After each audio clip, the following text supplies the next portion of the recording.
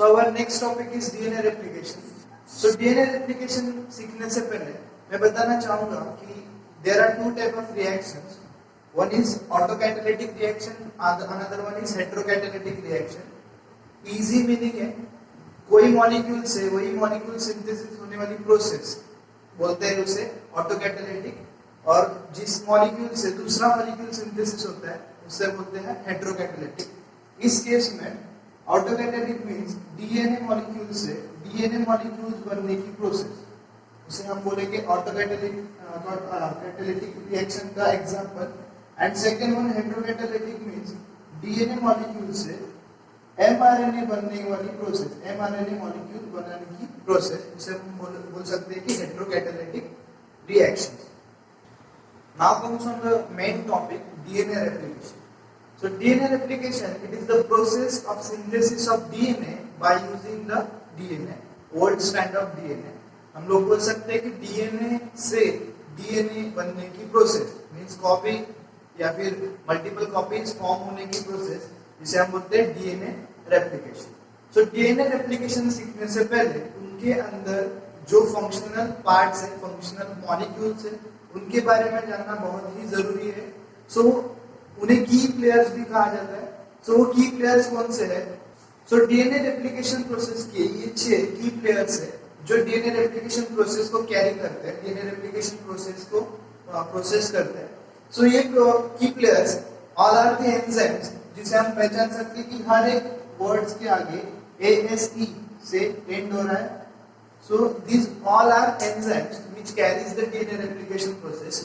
हर एक एंजाइम का यहाँ पे एक फंक्शन है जो एक प्रोसेस का पार्ट करके हम लोग देख सकते हैं. सो डीएनए टोपोआइसोमरेज, या हमने सीखा था कि डीएनए सुपरकॉइल स्ट्रक्चर में वाइंड अप हुआ है, पैकेज हुआ है. So first of all process करने से पहले उसे थोड़ा रिलीज करना बहुत ही इंपॉर्टेंट है. तो वो रिलीज करने का, अनवाइंड करने का काम डीएनए टोपोआइसोमरेज करता है. Next one is DNA helicase. तो हेलिकेज का फंक्शन हमें थोड़ा सा सीखने के लिए उसके अंदर के बॉन्डिंग स्ट्रक्चर को सीखना जरूरी है. सो डीएनए के अंदर दो स्ट्रैंड के बीच में हाइड्रोजन बॉन्ड्स है जो दो स्ट्रैंड को साथ में चिपका के रखते हैं. सो नाइट्रोजन बेसिस के बीच में जो हाइड्रोजन बॉन्ड्स है, ये हाइड्रोजन बॉन्ड्स ब्रेक करके दो स्ट्रैंड सेपरेट करने का काम डीएनए हेलिकेज करता है. बाद में सेपरेट हुए स्ट्रैंड्स को स्टेबलाइज करके उन्हें सेम जगह पे स्टेबल करने के लिए, या फिर दोनों स्ट्रैंड सेपरेट हुए उनको सेपरेट ही रखने के लिए सिंगल स्ट्रैंडेड बाइंडिंग प्रोटीन वो स्ट्रैंड को अटैच होकर उन्हें स्टेबलाइजेशन प्रोसेस करते हैं. Next one is RNA primase. अभी इसमें बोला है कि आरएनए प्राइमेज या फिर आरएनए वर्ड क्यों आया? क्योंकि प्राइमेज एक एंजाइम है जो कि डीएनए के स्ट्रैंड के ऊपर आरएनए का छोटा टुकड़ा या फिर एक सिंगल स्ट्रैंड ऐड कर देता है, जिससे कि प्रोसेस स्टार्ट हो सके, रेप्लिकेशन प्रोसेस का इनिशिएशन हो सके. सो ये डीएनए आरएनए प्राइमेज वहां पे फंक्शन करता है for guiding the DNA polymerase to start the replication process. Fifth one is most of the important enzyme which is DNA polymerase. DNA polymerase उसके word में ये पॉलीमराइजेशन का काम करने वाला DNA polymerase. And last one is ligase, जो जोड़ने का काम करता है, जो जॉइनिंग का काम करता है, बचे कुछ डीएनए के टुकड़े जॉइनिंग का काम करता है. हर एक को मैंने एक सीक्वेंस में लिखा है. ये सीक्वेंस ही डीएनए रेप्लिकेशन का प्रोसेस हमें सीखने में मदद करेगा. सो ये सीक्वेंस को अगर हम ध्यान से देखेंगे, सो सबसे पहले डीएनए टोपोआइसोमरेज डीएनए को अनवाइंड कर रहा है, सुपरकॉइल स्ट्रक्चर में से थोड़ा सा फ्री कर रहा है.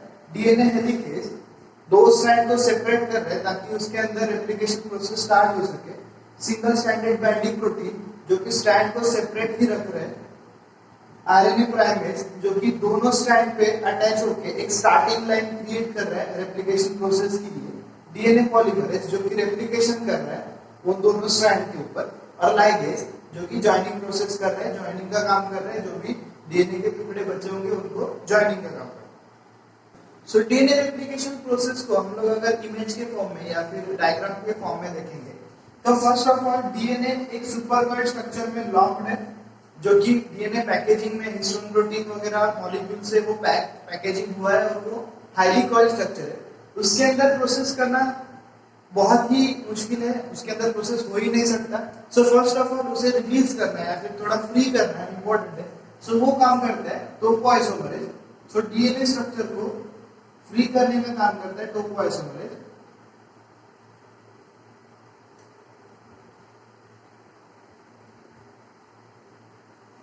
तो टोपोआइसोमरेज ने कॉइल स्ट्रक्चर को, सुपरकॉइल स्ट्रक्चर को थोड़ा सा फ्री किया।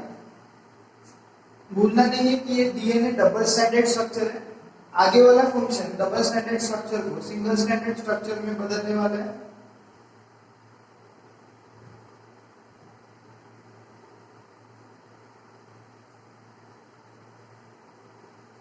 So next one is enzyme helicase, DNA helicase, जो कि डीएनए के अंदर के हाइड्रोजन बॉन्ड्स ब्रेक करके उन्हें सेपरेट करता है। सो कुछ इस तरह से स्ट्रक्चर क्रिएट होता है जिसमें एक स्ट्रैंड दूसरा स्ट्रैंड एक दूसरे से सेपरेट ये बबल के फॉर्म में हमें देखने को मिलते हैं। जी हाँ, इसे रेप्लिकेशन बबल कहते हैं कि जिसके अंदर दोनों स्ट्रैंड एक दूसरे से दूर जाते हैं। डीएनए हेलिकेज उनके बीच के हाइड्रोजन बॉन्ड्स को ब्रेक कर देता है। अभी ये रेप्लिकेशन बबल को कांस्टेंट रखने के लिए या फिर स्टेबल रखने के लिए वहां पे सिंगल स्ट्रैंडेड बाइंडिंग प्रोटीन, जिसे हम लोग शॉर्ट फॉर्म में एसएसबीपी भी बोल सकते हैं, तो एसएसबीपी उनके बीच में जाकर अटैच हो जाते हैं और उन्हें सेपरेट ही रखते, स्टेबलाइज करके दे, उससे कि दो स्ट्रैंड फिर से एक साथ ज्वाइन ना हो। अभी हम लोग डीएनए के दो स्ट्रैंड को अगर सेपरेट सेपरेट दिखाएंगे तो उसके अंदर दो स्ट्रैंड रहते हैं और दोनों स्ट्रैंड का डायरेक्शन अपोजिट रहता है। एंटी पैरेलल जिसे हम बोलते हैं कि दोनों स्ट्रैंड एक दूसरे को पैरेलल है लेकिन उनका डायरेक्शन अपोजिट है। सो वो डायरेक्शन कौन से है? One direction is 5 prime to 3 prime, another one is 3 prime to 5 prime. अब ये 3 प्राइम और 5 प्राइम वाला स्ट्रक्चर या फिर जो भी डायरेक्शन है वो किस वजह से आता है? तो हम लोग डीएनए स्ट्रक्चर जब भी देखेंगे तो उसके अंदर न्यूक्लियोटाइड का पोजीशन किस डायरेक्शन में है,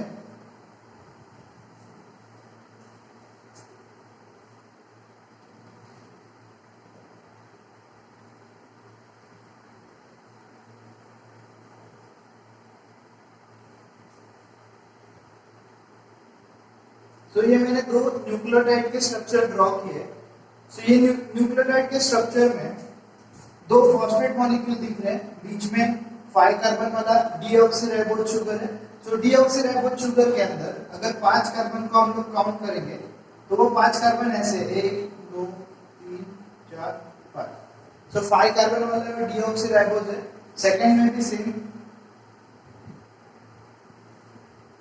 जब भी एक न्यूक्लियोटाइड का दूसरे न्यूक्लियोटाइड के साथ फॉस्फेट बॉन्ड फॉर्म होता है तो एक न्यूक्लियोटाइड का फॉस्फेट जो 5th नंबर के कार्बन को अटैच है वो 3rd नंबर वाले दूसरे न्यूक्लियोटाइड के कार्बन से अटैच हो जाता है और इसे बोलते हैं हम लोग फॉस्फोडाइस्टर बॉन्ड।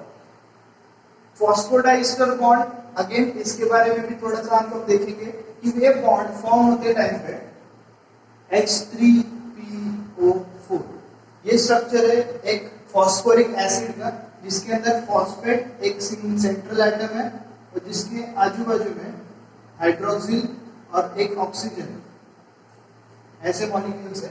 बॉन्ड फॉर्म होते टाइम पे एक ऑक्सीजन का हाइड्रोक्सिल ग्रुप में से ये एक बॉन्ड फॉर्म होता है और दूसरा वाला दूसरे साइड पे, मतलब अगर ये 5 कार्बन पे होगा तो ये 3 कार्बन पे बॉन्ड फॉर्म करेगा। यहाँ पे हम लोग देख सकते हैं कि दोनों साइड में फॉस्फेट थे, ईस्टर बॉन्ड फॉर्म हो रहा है, इसलिए उसे बोलते हैं फॉस्फोडाइस्टर बॉन्ड। सो ये अगर हम लोग डायरेक्शन देखेंगे तो 1 2 3 4 5, तो यहाँ पे 3 नीचे दिख रहा है और 5 ऊपर दिख रहा है, तो ये डायरेक्शन 1 3 प्राइम टू 5 प्राइम। इसका अपोजिट वाला स्ट्रैंड, ये तो एक स्ट्रैंड हुआ, इसके अपोजिट वाला स्ट्रैंड इसके एग्जैक्टली उल्टा होता है, जिसके अंदर ऑक्सीजन नीचे के डायरेक्शन में, डाउनवर्ड डायरेक्शन में हमें देखने को मिलता है। तो ऑब्वियसली उसका जो बॉन्डिंग होगा, यहाँ पे 3 ऊपर दिख रहा है और यहाँ पे 5 नीचे दिख रहा है। सो ये डायरेक्शन उल्टा हुआ, 3 prime to 5 prime, 5 prime to 3 prime. Read करते टाइम पे एक ही डायरेक्शन में हमें रीड करना है। सो वो हमें अपोजिट डायरेक्शन का पता चल सके इसलिए। Next enzyme is RNA primase और प्राइमेज जो कि स्टार्टिंग लाइन ऐड करने का काम करता है। स्टार्टिंग लाइन यानी कि क्या, आरएनए प्राइमेज यानी कि क्या कि आरएनए का एक सिंगल स्ट्रैंड या फिर हम लोग बोल सकते हैं कि एक छोटा पॉलीन्यूक्लियोटाइड चेन जो कि हर एक स्ट्रैंड के ऊपर ऐड किया जाता है। ये सिंगल छोटा सा स्ट्रैंड आरएनए प्राइमेज वहां पे ऐड कर देता है जो कि डीएनए रेप्लिकेशन का स्टार्टिंग पॉइंट है। आगे जाके डीएनए पॉलीमरेज इसी के आगे बाकी का डीएनए सिंथेसिस करना चालू कर देगा। इसीलिए इसका फंक्शन भी बहुत ही इंपॉर्टेंट है। जब तक ये स्टार्टिंग लाइन प्रोड्यूस नहीं होता, आरएनए का सिंगल स्ट्रैंड वहां पे जाके बाइंड नहीं होता, तब तक रेप्लिकेशन प्रोसेस स्टार्ट नहीं हो सकती। डीएनए पॉलीमरेज को एक्शन करने के लिए, प्रोसेस स्टार्ट करने के लिए एक स्टार्टिंग लाइन बहुत ही इंपॉर्टेंट है जो प्राइमेज उसे ऐड करके देता है। सो ये एक्शन किया था प्राइमेज ने। सो लास्ट वन और इंपॉर्टेंट सबसे बड़ा प्रोसेस जो कि डीएनए पॉलीमरेज कैरी करता है, DNA polymerase is an builder, जिसे हम बोल सकते हैं कि जो डीएनए सिंथेसिस मेन काम करता है। सो अगर हम लोग देखेंगे स्ट्रैंड को तो उनके अंदर दो डायरेक्शन है, 5 प्राइम टू 3 प्राइम और एक दूसरा 3 प्राइम टू 5 प्राइम।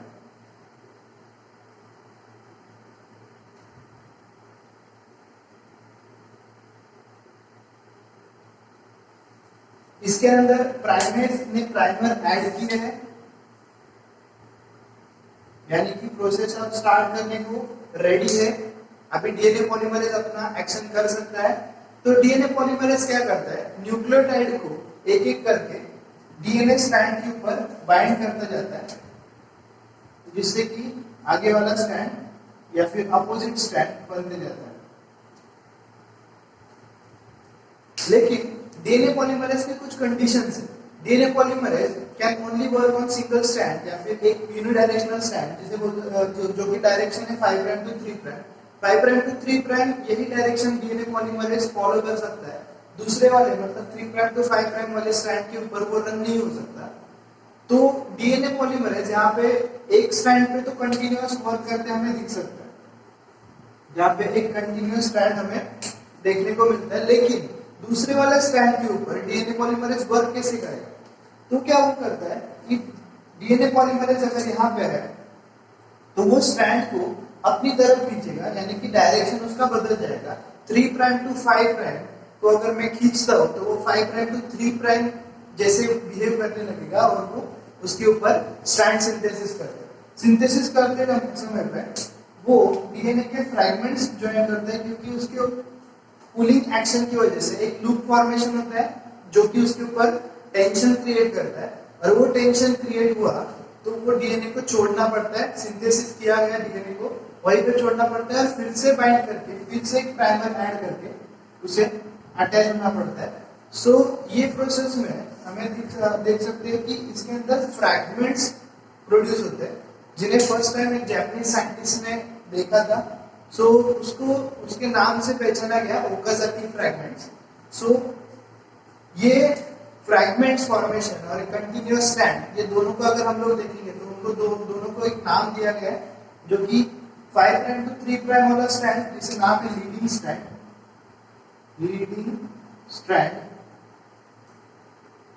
एंड दूसरा वाला जो ओकाजाकी फ्रैगमेंट्स वाला है उसे नाम है लैगिंग स्ट्रैंड। हम पबजी में बोलते हैं अटक अटक के चलने वाला, जिसे हम लैगिंग बोलते हैं, तो वो है लैगिंग स्ट्रैंड। और ये स्ट्रैंड्स के छोटे छोटे फ्रैगमेंट जो है उनको नाम है Okazaki fragment, Okazaki fragments. DNA के छोटे पीसेस जो कि सिंथेसिस के टाइम पे 3 प्राइम टू 5 प्राइम डायरेक्शन वाले स्ट्रैंड के ऊपर फॉर्म होते हैं, जिसे बोलते हैं ओकाजाकी फ्रैगमेंट्स। लास्ट आता है लाइगेज एंजाइम। जो ओकाजाकी फ्रैगमेंट्स हमें 3 प्राइम टू 5 प्राइम स्ट्रैंड वाले में स्ट्रैंड में मिले, वो स्ट्रैंड के फ्रैगमेंट्स को कंप्लीट फिलअप करने का काम लाइगेज एंजाइम करता है। लाइगेज एंजाइम के साथ साथ डीएनए पॉलीमरेज और एक एक्टिविटी करते हैं ड्यूरिंग लाइगेशन, उसे बोलते हैं हम लोग proof reading activity. Proof reading activity means what, कि डीएनए पॉलीमरेज जब भी न्यूक्लियोटाइड ऐड करते जाता है तो ऐड करते समय उसने अगर गलत न्यूक्लियोटाइड ऐड किया होगा तो वो गलत न्यूक्लियोटाइड अगर उसे डिटेक्ट होता है तो वो उसे रिप्लेस करने का काम भी डीएनए पॉलीमरेज ही करता है. सो वो एक्टिविटी को बोलते हैं डीएनए प्रूफ रीडिंग एक्टिविटी. जैसे जैसे डीएनए आगे बढ़ता है वैसे वैसे वो अपने पीछे वाले न्यूक्लियोटाइड को ऑब्जर्व करता है कि उसने सही पेयरिंग किया है या नहीं.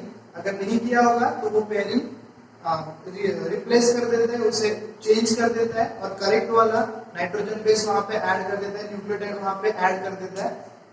उस प्रोसेस को डीएनए प्रूफ रीडिंग एक्टिविटी कहा गया है.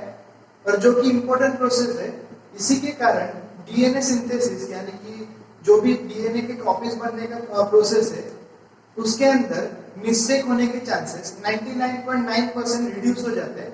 ओनली 1%, 0.01% या फिर 0.1% चांसेस रहते हैं उसके मिस्टेक होने के. वो भी बाद वाले नेक्स्ट वाले प्रोसेस के अंदर डीएनए रेप्लिकेशन अनदर वाला डीएनए रेप्लिकेशन होता है तो उसके अंदर वो रिप्लेस होके करेक्ट नाइट्रोजन बेस वहां पे ऐड किया जाता है.